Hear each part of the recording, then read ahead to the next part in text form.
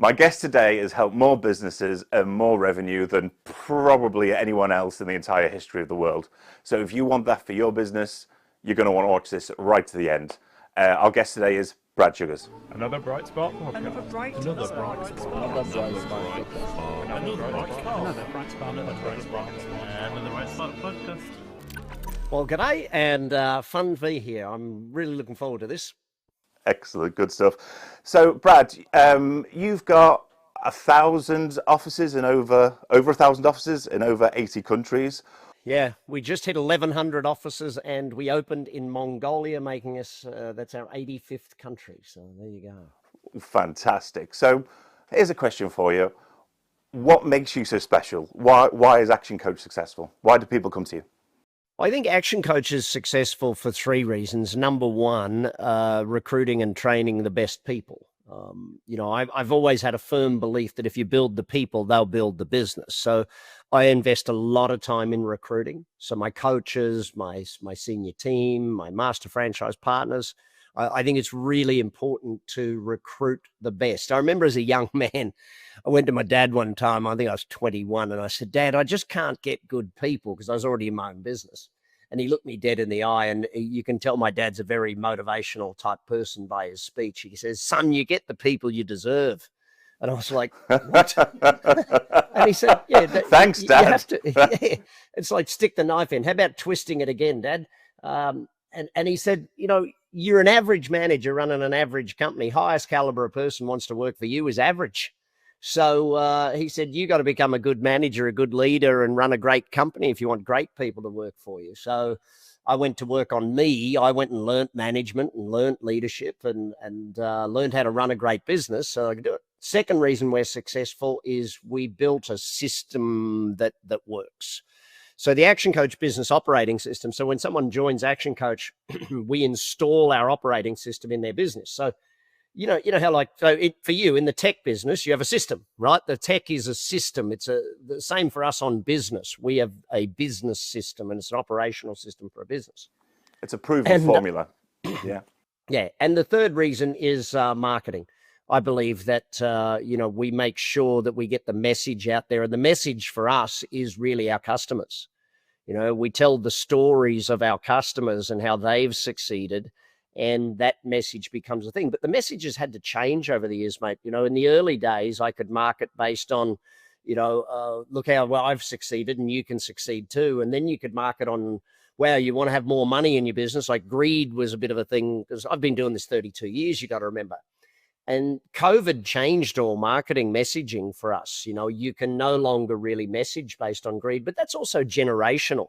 I think when we hit Gen Y, the millennials, which should have been Gen WHY, because we hit that Maslow's hierarchy, buddy, and it became a roof over your head sort of was a normal thing. Food on the table was a normal thing, and we had to get back to, well, why are we doing it? So I think today's marketing messages have to shift too. Yeah, it's a really interesting point. I mean, so I'm head of marketing here at Ignis, and I've been doing it slightly less, just over 20 years. And when I got into marketing, it was very much about brand. We made the catalog. We weren't quite in the digital world yet. Marketing, I've said, it's really important to your business. What are people getting wrong, in your opinion? When people come to you, what are they missing in marketing? What are they not doing?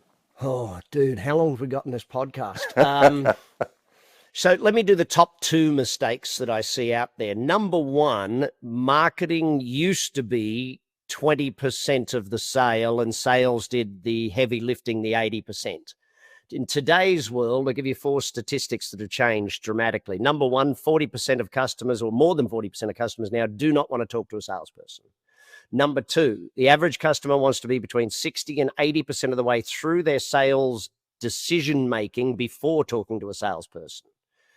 So number three statistic, Google did the study 10 years ago. They did the ZMOT study, and then Daniel Priestley numbered it into the 7-11-4. People want to do 7 hours of research, 11 connections on average, and 4 different places like your YouTube or face-to-face or in your office or whatever. So we've got that. And then we've got this latest one, which came out of Cambridge, where they're saying that face-to-face now is worth 5 times more than Zoom or any form of virtual connection. So where it used to be 20% marketing, meaning marketing got the name and email and phone number. Sales did the rest of the work traditionally. And sales did all the heavy lifting, the 80%. Now it's the other way round. And most companies aren't the other way around. Like if I can't go to your website and do 7 hours of research on your product or service, and that means 7 hours on the subjects that interest me. So you've got to have 20, 30 hours of books, ebooks, downloads, white papers, videos, all this stuff we're doing so that people can do it. And that's why, you know, things like reviews and testimonials and all of that stuff today are worth 10 times what they used to be because of social proof. That's what social media, the fourth part of social media is social proof. So you look at it from those aspects. The second mistake I would say people are making is they're not treating marketing formulaically. I teach the 5 ways formula, which is leads by conversion equals customers, then customers times number of transactions and average sale equals revenues or turnover for the UK folks. And then turnover times margins equals profits. So you got leads, conversion, transactions, average sale, and profitability or margins. They're the 5 areas that you have to work on. They're the 5 parts of marketing. And most people think marketing is purely lead generation, and it's not. Marketing is all 5 areas, and each one of them can have the same dramatic impact. Yeah, no, absolutely. And I suppose when, you know, I've had this before, I've been in a business and they've said, look, we're getting 2 leads in a day. That needs to be 5 leads a day. That seems like a huge number. But if you focus incremental increases in those areas, if you can just increase 10%, compound, that's got to improve dramatically, hasn't it? Yeah, look, the compounding, I in my book, or if anyone wants that, I do a full explainer of that on YouTube if anyone wants it. But I'll put a link in the description. When you look at leads conversion, like conversion is usually an easier thing, and people think that's sales. No, it's actually marketing. Because who's writing the emails? Who's doing the follow-up? Because that nurture sequence now is more important than ever, because people will reach out to you. Studies are showing us that only 8% of people are ready to purchase at the time of connecting with a company. So that means that 92% of people, or 9 out of 10, have to be nurtured. So I look at the person's nurture sequence, and most people's nurture sequences are awful. It's like you go to Netflix, right? You don't start on a TV show at season 5, episode 3. You want to go back to season 1, episode 1 and learn the plot lines and the characters. Well, your nurture sequence, you can't just throw people on your newsletter. You've got to actually give them an initial nurture sequence so they learn. Like in an average company, if you ask someone, hey, have you ever had anyone say, oh, I didn't know you sold those, or I didn't know you did that? And they go, yeah, we get that all the time. This is because you didn't go back to season 1, episode 1 in your nurture sequence with your prospects or new customers. And even that, nurturing today has gone down to daily. You know, most people think nurturing when I first started in business, nurturing was monthly. You'd send a direct mail piece once a month, and that was your nurturing sort of thing. Then it got to email, so people went weekly. And now the newsletter is dead. The three paragraph email is basically what we're doing today. And it can't have things like click unsubscribe. You know, if the word click is in there, it's a negative. If the word unsubscribe is in there as a negative, you know, so you've got to have just plain text emails. Now you still need to give them an unsubscribe, but you can say things like, use this link should you want to change your email preferences, you know, at the bottom sort of thing. Those sorts of things change it because email filters are getting stronger and stronger. But yeah, the daily email, our stats show us weekly email 30+% open rate, daily email around 20% open rate, but it's a different 20% every day based on the subject line. So that's marketing covered off. So you get a lot of people coming to you and they say they want coaching. What's the hardest mindset in your experience that people need to let go of when they begin coaching? Oh, dang. No short answer questions you're going to ask me today, are there? It's just the hard ones. We'll get on to Greg's and at the end, I promise. I do promise. Listen, when people come to us for coaching, they're at different stages, though, mate. That's sort of a big thing, is what stage are they at? So let's break business down into 3 stages. So there's the growing to 1 million stage. In the growing to 1 million stage, you are the genius and you're surrounded by several minions, right? And I don't mean that in a negative way. No, but you're the driving force. Yeah. Yeah. So I always think that the way you get to 1 million is you be great at what you do and you be the rock star and you work 10 times harder than the next person, sort of thing. That's how you get to 1 million. But what got you here won't get you there. So getting to 1 million, what made you succeed to 1 million is actually what's going to stop you getting to 10 million. So you being the rock star. So I always think as a going to 1 million, you should refer to yourself as a general manager, not a business owner, not an entrepreneur. Because you don't own a business. You've got to be there all day, every day. And if you've got to be there, you don't own a business, you own a job and you work for a lunatic. That's the simplest way I can put it. Yeah, but I remember as a young man thinking, I bought into the whole hustle and grind mentality. And yeah, you've got to work hard, but you've got to work hard building a business that works so you don't have to. Not building a business that is just you. So going to 10 million, the distinction there is that you have to build a management team. So you become the MD, right? The managing director. You're directing the managers of the company. Again, then you've got to build the systems, and once you build the management team, you can get to 10. Now, what got you to 10 won't get you to 100. If you're going for 100 million or more, then you've got to build a leadership team and you become the CEO. You can't, like, I met a guy the other day, has 2 employees. He says, well, I'm the CEO of my own business. I said, dude, you can't be the chief executive if there's no other executives.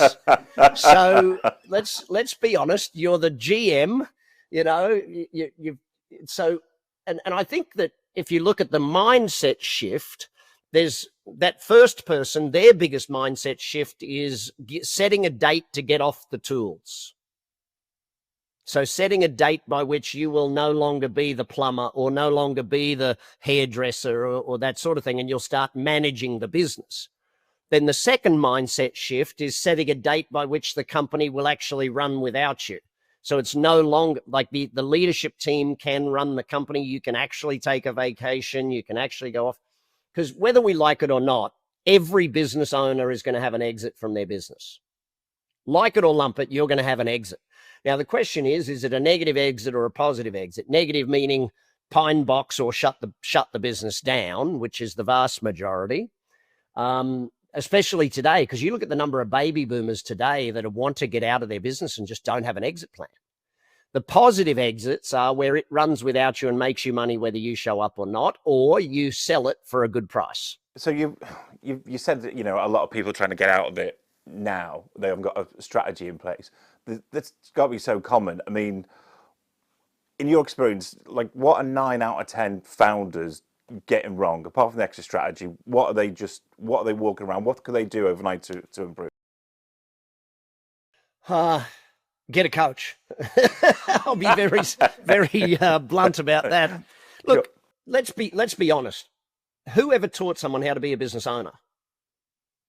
I went to accounting school, right? I went to become an accountant. No one taught me how to run a business. All they taught me how to do was count other people's money. Right. You ask a doctor, how many classes in university were there on how to run your medical practice? None. Ask a plumber. Like a good buddy of mine, he's a very famous photographic artist, and he came to me many years ago and he said, Brad, I just don't know. And he was doing tens of millions at the time.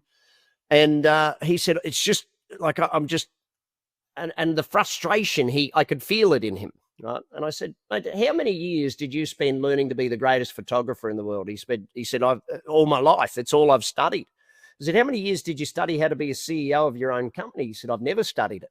I said, well, why don't we hire you a professional CEO? You go and be the amazing photographer you are and hire a professional to run the business.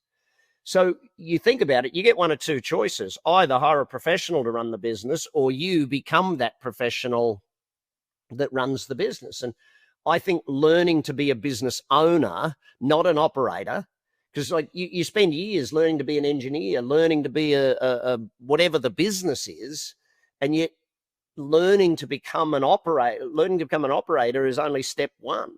We've got to learn management, leadership. We've got to learn marketing and sales. Like, even like you and I know marketing on the back of our hand, but the average CEO needs to know enough about marketing to ask the right questions to hire the right person to do it. Absolutely. Average CEO doesn't even know what to ask. No. So, I think that, but I would say the other mistake I see is trying to do it all yourself, not building the people. You build the people, they build the business. Your job as the CEO or the leader or the founder is to build the people, build the systems, build the products, and let it go and run itself and gradually become free. See, I think for me as a coach, if I'm coaching you, I'm working with you 1 hour a week, right?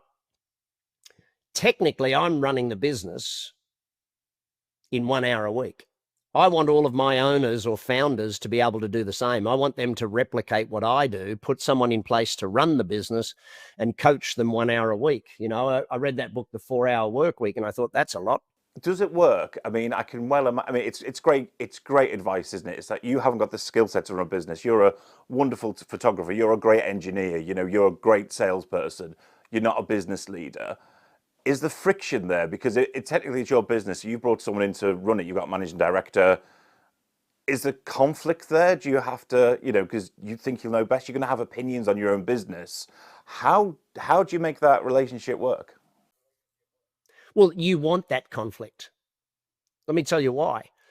When I was the CEO and owner of my business, I would lie to myself all day, every day. Like, I would come home and go, Mr. Owner, I did a wonderful job. Yes, you did, Mr. CEO. You're the best. Oh, thank you, Mr. Owner. Did you pat yourself on the back as well? Yeah. Oh, 100%. It's like, because you're the CEO and the owner, you don't push yourself. For me, I like being the chairman of the business, where my CEOs, I'm demanding growth and demanding profit. It's a big advantage. Big businesses have an advantage over small businesses in that they have a board of directors and shareholders who are demanding growth and demanding profitability. So for me, I like that friction, buddy, where there is that, that's why I love the friction between marketing and sales. Sales wants more from marketing, and marketing tells sales to do their work, and finance. Like that's a healthy friction in a company, to have each team pushing the other, as long as they're not pushing each other in a negative sense. As long as they're demanding more in a nice, team building way. We had a chap in called Roy Newey, who was he's a non-exec director, sits on lots of boards. He's a really, really great fellow, really interesting chap, and he was the same. It's like you've got to be able to go in there, have it out, but be able to sort of shake hands. It's got to be a safe space where you can have those difficult conversations and walk away and work together and build. Oh, if you don't have the difficult conversations, I always joke with my team, listen, if you guys always agree with me, one of us is useless, and I own the joint, so I'll still be here. You better disagree with me on things. You better tell me where it's not. But also, when you become CEO, you need to say less. As you build your people, so let's go back to management and leadership for a minute. Management is about building competent, productive people. A good manager builds competency and builds productivity in their people. When someone say to me, oh, you don't want to be a manager, I'm like, on what planet?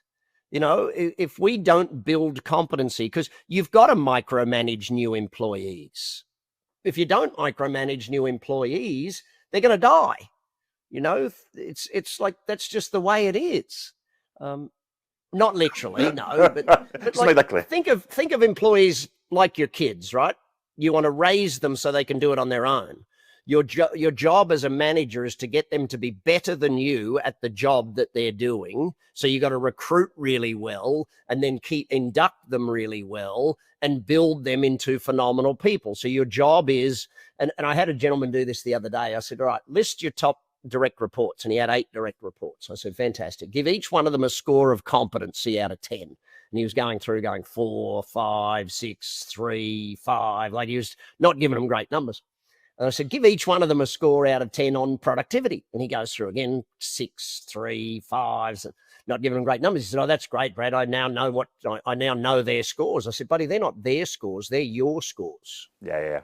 They're your scores as a manager. As a manager, you're not creating competency and you're not creating productivity. Therefore, you got to get better at management. Like we install our management systems into a company. It takes 12 weeks to do it. But what happens is they finally go from reactive management, putting out fires, my door is always open, superhero-itis, fixing the problems for everyone, you know, to proactive management sort of thing. And then you got leadership. Yeah, leadership, on the other hand, though, is also two things, and that's passion and focus. See, I'm a very simple person. I hate reading the books that, you know, the 37 laws of leadership. Dude, I can't process 37. Can you give me two? Two. Like I can handle two. That's it, max. And that's why I say, yeah, leadership is passion and focus. If you give your pet team a score of what's their passion level and what's their focus level, you can tell your leadership score at that point in time. So it's really important for people to do that, I think. I mean, you talk about passion. I've watched a number of your videos now, and you're very passionate about enabling people to do better and be more successful. You told an anecdote earlier about your dad saying you hire the people you deserve, and so you had to go away and learn it for yourself. Is that where this passion came from? Was that the genesis of Brad Sugar's getting into coaching? Where did you start off? You know, I got into coaching purely by accident. I was running photocopy shops, and most of our customers were small business owners. And I remember one of them stopped coming in. And I was like, I wonder what happened.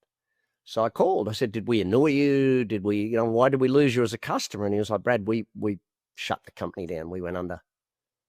I was like, huh.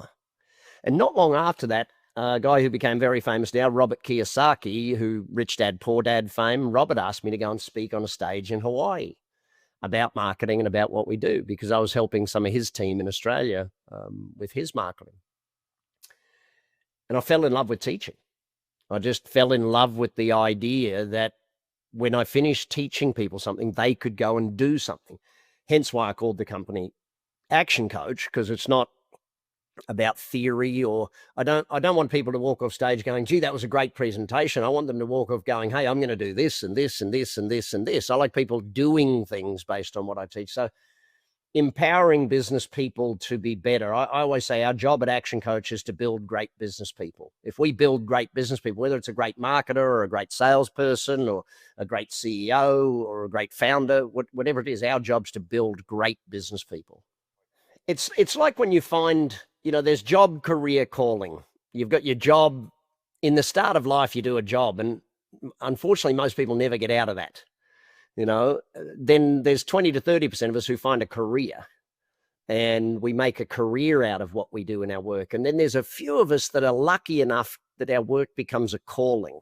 And I think leadership is a calling. I love the fact that I run into people every now and again who I met 20 and 30 years ago who said, Brad, because of this is, you know, because I worked for you and I learned all these things. I love that scene in Ted Lasso where he says to Trent Crimm from The Independent, he says, you know, my job is to make them better people both on and off the pitch. If I do that, then we'll win, you know, and that's my theory on people.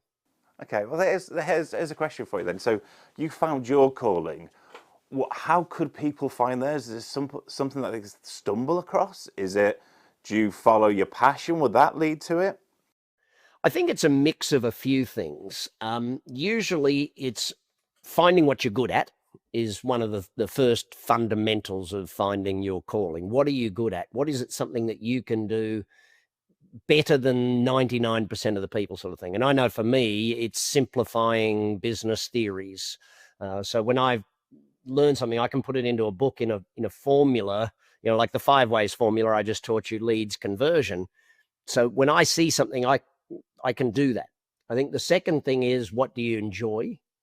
You know, finding a way to take your skill and what you enjoy. And then the third part is, what can you monetize? I think you've got to have some sort of way of being rewarded for that skill and doing it. But it takes guts to go and do that. But sometimes you'll never know your purpose. Like the bumblebee never knows its true purpose. It thinks its purpose is to make honeycomb, you know, support the queen. Whereas its real purpose in life is to keep all of us alive by pollinating every dang thing. You know, sometimes you'll never know your purpose. but you're doing it anyway. I think there's too much leaning on, oh, I've got to find my purpose. Who says you haven't already? It's a lot of pressure as well you can put on yourself to sort of go, I'm not achieving, I'm not. There's definitely something there to find confidence and comfort and reward in what you do, certainly. Yeah, a buddy of mine made me sort of get a little humble around this stuff. His son was born very high on the spectrum, nonverbal. And he said, Brad, you know, I was lucky. I was given my calling in life. I was given my purpose. And I'm like, damn good way to look at it. Damn good way to look at it, you know? But, you know, I just think if I was to define people's purpose in one sentence, it's to be the best version of yourself possible. Like, not an average version of you, the best version of you possible. Like, would the best version of you possible have great relationships? Yes, the best version of me would have great relationships. Would the best version of you also be fit and healthy? Yep, the best version. So if you just keep focusing on being the best version of you and keep working on you. One of my mentors early in life said, work harder on yourself than you do on your job. It's pretty good advice. Yeah, because if you get better, life gets easier. If you get better at sales becomes easy. If you get better at marketing becomes easier. It's simple that way. It's simple that way, absolutely. So at the start of this episode, I said people need to stay tuned if they want to be more successful in business. If a business leader, founder is watching this right now and they want to double their revenue in 12 months, what steps do they need to take? I would say don't set a goal to double your revenue. Set a goal to 10 times your revenue. Here's why. If you set a goal to do 50% more or double what you're doing, your brain actually fights against that goal because the goal doesn't require innovation. It just requires more work. I like to challenge people to set massive goals that require innovation, that require working on new things. Like when JFK set the goal of going to the moon, no one knew how to go to the moon, right? Here's the problem with most people's goal setting. How? They how themselves out of most goals. Well, Brad said we should 10 times our revenue. How do we do that? How do we do that? How do we do that? I don't know how you do it, and nor should you when you set the goal. By definition, when you set a goal, you should not know how to do it. And so when you look at people wanting 50% more, they know how to do it. It's just work a bit harder, a bit more, a bit of this, a bit of that, a bit of... And so you're already working 40, 50, 60 hours a week. Your brain will fight against going a bit more because it's like, I don't want to do a bit more. I'm already doing too much. It's what you're saying before, working hard as opposed to working clever. Yeah, so when I say to you, you've got to do 10 times what you're doing, or one of my training programs is called 30X. It's called that because it's 30 minutes a day for 30 days. I make people have lunch with me for 30 days and learn business. And so when I look at that, when I challenge someone, I say, okay, what would you have to do to go 30 times? And they're like, well, we couldn't do it the same way we're doing it. Great, you'd have to innovate. See, when JFK made them go to the moon, like you've got GPS on your phone. How come? Because when they went to the moon, they had to invent GPS. Your kids have fed baby formula. How come? Because when they went to the moon, they had to invent enriched foods. You know what I mean? Like Elon Musk is the crazy man of he's the JFK of today. He wants to, live on Mars. And people are like, well, you can't do that, Elon. Why not? Well, you'd have to live underground. Oh, okay. So we need a tunneling company. Yeah, you can't populate Mars, Elon. You can't burn things there in the atmosphere. You'd have to have solar power. Oh, we'd need solar and we'd need batteries. Okay, I'll invent one of those and I'll invent one of them. But you can't, Elon. We need rockets to get there. Okay, I'll invent reusable rockets. You can't, Elon. We'd need people no one can go up there and build it until we get there. Oh, so I need robots to build it. Oh, I'll invent those. Like, think of all the things that we've got now on the planet because Elon was crazy enough. And whether you agree or disagree with him, the guy has invented so many things because he's crazy enough to think that we can do that. And that's where I think business owners need to get a little crazier and start thinking of amazing goals that demand you grow, that demand you learn, that demand you innovate and create and demand. Because that's what disruption, it's like setting a massive goal is disrupting yourself. Not waiting to be disrupted, disrupt by innovating and doing it yourself. I think that's the the real thing that most business people should take and do. And you're going to need help to do it, buddy. You know that. I mean, that's why we have Action Coach, that people need that extra oomph and that extra boost. I love that tie-in at the end as well. That was a great answer with a great ending there. Mate, I'm in marketing and sales for a reason, you know. You're pretty good at it, Brad. You're pretty good at it. You're a really respected leader. Obviously, you're very successful. It can't have all been smooth sailing. I'm really interested in what have been the big failures. What have you learned from them, and what's gone on? See, I don't see anything as a failure. I see a lot of mistakes I've made, but those mistakes gave me more learning opportunity than the successes. You know, it's amazing when you lose a game. If you play sport and you lose a game, you do a lot more analysis than when you win the game. And I think that's sort of an interesting side. But I think for us as business people, we need to take lessons from everything we do. And so I see it as winning and learning, not winning and losing or failing. And I guess if I look at some of the biggest challenges, I'll even use what I just was teaching. A few years ago, I decided to move Action Coach. Instead of doing hundreds of millions, I decided we would go for billions. And I told a friend of mine, Jeffrey Gittimer, who's a sales author, and excuse Jeffrey's French, but well, actually it's Australian, if we want to be honest. He turns to me and goes, "Oh, well, you don't need good to great anymore. You now need the book to okay." And Mark, you can beat that out later. Yeah. But you think about it, he was right. See, all of the systems we have that were great for 100 million are not going to be good enough for $1 billion. All the marketing, the branding that we had for that level are not going to be great. So I've found that the hardest times in my life is when I've disrupted myself and set crazy goals for myself and my team. If your team believe that you can achieve the goal when you tell them the first time round, it's not big enough. If the goal doesn't scare you, it's not big enough. But yeah, look, I've had all of the same challenges everyone else has had. You know, staff that took money and thought they needed my money more than I did. But that came back to me, and it was like, well, I didn't have the right processes in place to protect that. And even last week, we lost our my Action Coach and Brad Sugar's YouTube channels. Someone hacked our systems and got them last week. So yeah, I go through the same stuff everyone else does, mate. I'm lucky enough that now I've built a strong team that handle 90% of the challenges for me. They, come to me for advice, but I find that my job today is to speak less and ask more. Yeah. I see, if I ask them the question, I say, well, I mean, a great manager is one who asks great questions in most cases. So for example, if someone says to me, "Boss, should we go left or right?" And I ask them, well, what are the advantages of left? What are the advantages of right? What are the disadvantages of left, disadvantages of right? See, whenever you hear, answer a question with a question, I think that's incorrect. You've got to answer a question with a series of questions. You might be able to leap to the answer in one question, but they can't yet. So by asking them a series of questions and getting them thinking in the right direction, now, obviously, my response to their answers can lean them in the right direction. Oh, that's a great event. Oh, yeah, that's a really important one. I like that. Left. Yeah, well, that might be okay.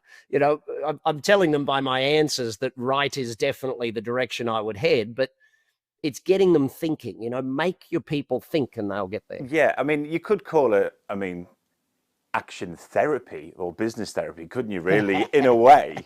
Coaching is definitely a form of therapy, my friend, and you would be surprised at how many business owners it's more therapy than it is coaching. A business owner's hardest problem is letting go, right? That's their hardest problem, and especially in the area of the company where you think you're the genius. Like I've had someone point out to me one time, they said, usually the weakest area in a company is the one where the CEO thinks they've got the most skill, because the CEO won't hire someone better than them to run it, sort of thing. And at the time it was pointed out to me, I was running the marketing of one of my companies, and I looked at the results and I went, probably should hire a full-time CMO, because I'm pretending to be CMO in my 2 hours a week of chatting with someone. You know what I mean? Yeah, I've noticed that if you have problems in a business area, it's because you either have the wrong person in the chair or you have no one in the chair. I wanted to touch upon imposter syndrome. People have imposter syndrome. I know certainly when I started doing this, I did. Is that something that's ever impacted you, and what did you do about it?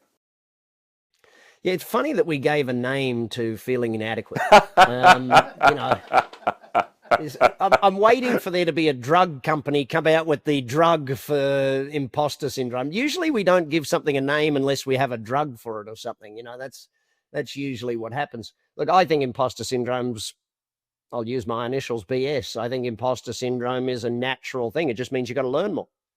You know, if you don't have imposter syndrome, it means you don't have big enough goals. If you've got big goals, you're going to have a gap. And this brings up an interesting theory of, are you a gap person or a gain person? Like if you look back, when you said you got imposter syndrome, if you look back at everything you've achieved, you'd go, wow, look how far I've come. Instead of, wow, look how far I've got to go. And I think that's where a lot of coaching kicks in and works, because you know what, a coach, about a third of why coaching works is because I'm sitting there going, yeah, you can do this. Yeah, you got this. Look at what you've done. You've done amazing things. You'll do this perfectly. Go for it. Yeah. And just being the coach telling you you can do it. Like every kid in sport would have achieved far less if they didn't have a coach who told them they could do it. You know, and I think that's a big thing. I don't know why we gave imposter syndrome a name, because it just means you've got to learn and grow. That's all it is. And that's life. Like a friend of mine went to his school reunion. It was his 30th school reunion. And he said, it was amazing how many of them they're just the same. And it's like the old joke of you go to a reunion and people go, wow, you've changed. And you say, wow, you haven't. And that's important, right? I mean, it was David Bowie who said, what you need to do in terms of developing yourself and doing more is think about walking out in a swimming pool, and just when your feet stop touching the ground, that getting out of that comfort zone, that's where you want to be to sort of grow and develop, right? We as people are designed to grow. You know, I think it was Carol Dweck who wrote the book around growth mindset versus fixed mindset. And a lot of people have a fixed mindset of like, you know, well, this is who I am. This is all there is. This is the way it is. And then there's those of us with a growth mindset who go, oh, okay, well, I can't do that yet, but I can learn how to do it. I remember as a kid, I met Jim Rohn, my first mentor, really. And I set the goal of financial retirement by age of 25. Because retirement's not a function of age, it's a function of money. No, absolutely not. Yeah. Right? And so most people said, can't do it, not possible, won't happen, you can't do it, especially you won't be able to do that, you know, and it's all those sorts of and technically they were correct. 16-year-old version of me could not do that. But guess what? By the time I was 25, I'd learned how to do it, and I had enough money coming in, whether I worked or not, to be able to stop working. I tried to stop working and I failed at retirement dismally. I played golf. I took up golf and I played with my dad because he was the only retired person I knew, you know. And playing golf with 60 and 70-year-old men all week, like sometimes, like, anyway. It's like someone didn't show up. How come? Oh, he's at a funeral. It's his funeral. I mean, you should have thrown your comment back at your dad. It's like your golfing buddies. You only get the right company that you deserve on the golf course. Oh, brilliant. No, I'd learned earlier in life not to throw comments back at your parents. My mum, as a kid, probably every mum said this to their kids. If you don't have anything nice to say, don't say anything at all. I remember 21 when I quit my job and went into business for myself, and mum was all worried. She's like, you were making more than 100,000 a year. Why would you quit? Why would you blah, blah, blah, blah? And I said, Mum, if you don't have anything nice to say, don't say anything at all. She didn't talk to me for months. Well, at least you know who you stood. Yeah, look, I think a lot of people want to be in business for themselves and they just don't go and learn how to do it. I mean, if you go and learn how to build your own business, you can start your own business. Everyone can succeed in business. Everyone can succeed with money and business in the world if they learn how. And I think that's just the biggest thing. You've got to learn before you earn. It's not that hard. That's great advice.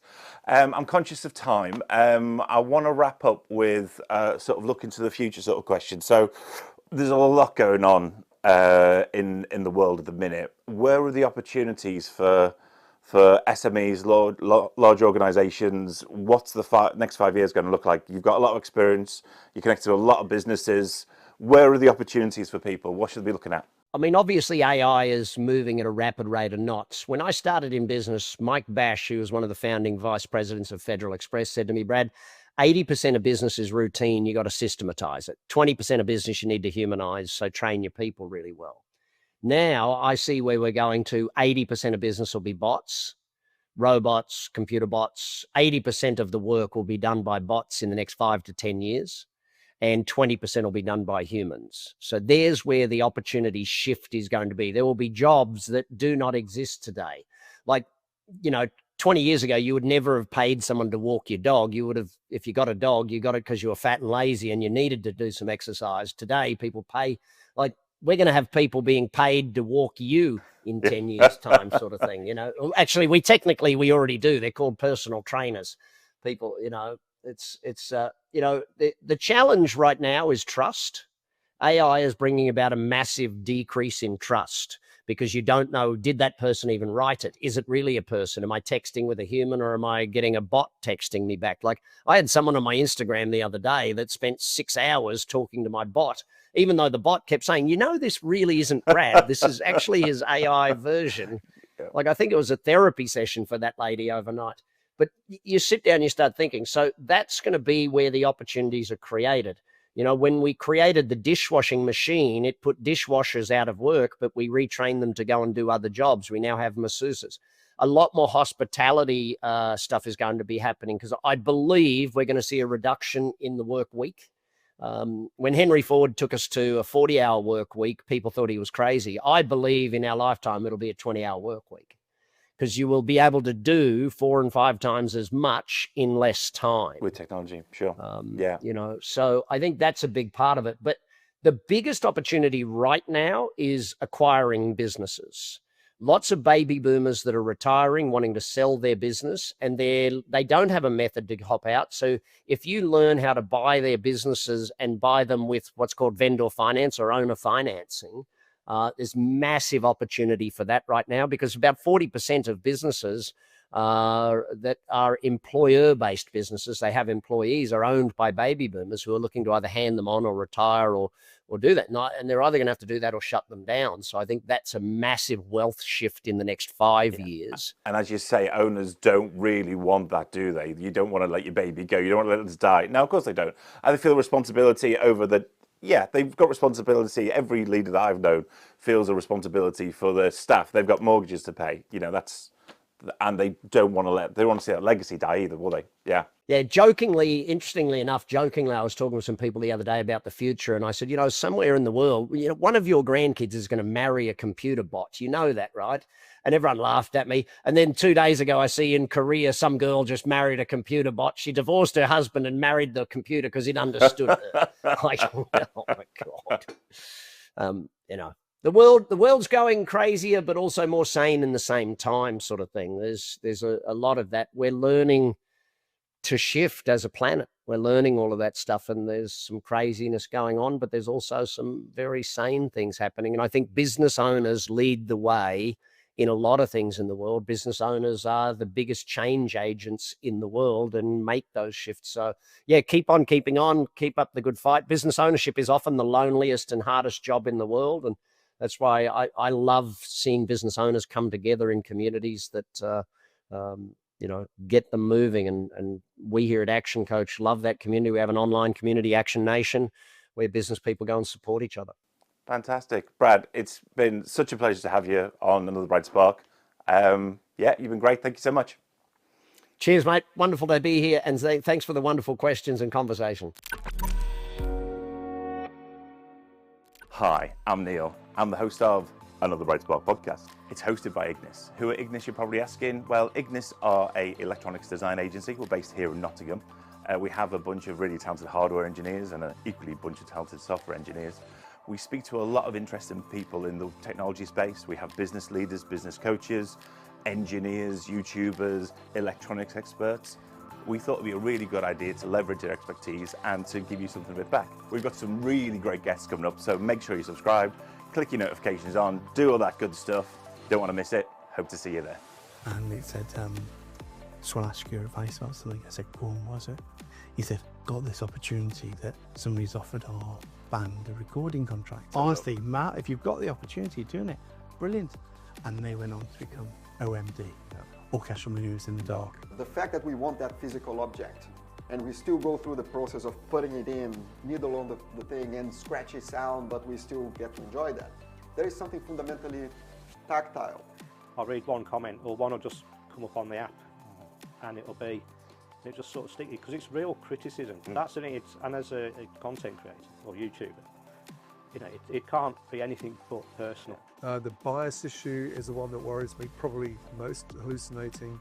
I'm not technical enough to know if that can be addressed. But the bias issue does worry me, because at the end of the day, how are you going to remove that from AI? We used to say it would be 3 to 4% of a graduating class at university might think about doing entrepreneurship, and only half of them, if that, would try. Now you've got 25-30% of a class thinking about it. £100,000 of Michael Sheen's own money, so he wasn't paid for filming. He essentially footed the bill for the whole project, made it all possible. And he bought on the secondary debt market £1 million of consumer credit and then wiped it off. So that was, we started off calling it kind of the debt heist. That was sort of an early working title. And what you end up is a battle of the bots. You've got them using AI to try to do something, and me saying to my AI. So suddenly we've now got bot wars, AI bot wars. Hosted by Craig Charles. Exactly. We have some great guests with some amazing stories coming up. You don't want to miss out. If you've got an idea of a guest for us, let us know in the comments below. Otherwise, make sure you're subscribed. You really don't want to miss it. Thanks for watching.